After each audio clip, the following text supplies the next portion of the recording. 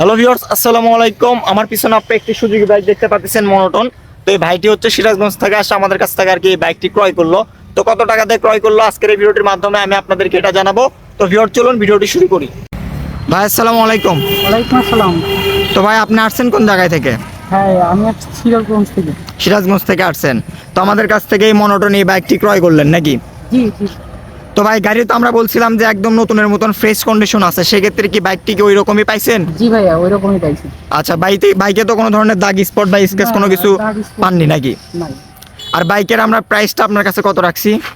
ভাইয়া, বাইকের প্রাইস আপনারা রাখছেন 1,78,000 টাকা। তো 1,78,000 টাকা বাইকের প্রাইস রাখছি, প্লাস আপনি হচ্ছে আমাদের এখানে আসে বগুড়াতে আসে আর কি এগুলো আর কি মডিফাই করে নিলেন, কিট টিট লাগিয়ে নিলেন, দেখতে পাচ্ছেন একদম নতুনের মতন একটি লুক নিয়ে নিল ভাই। তো নিয়ে আর কি সিরাজগঞ্জে চলে যাচ্ছেন।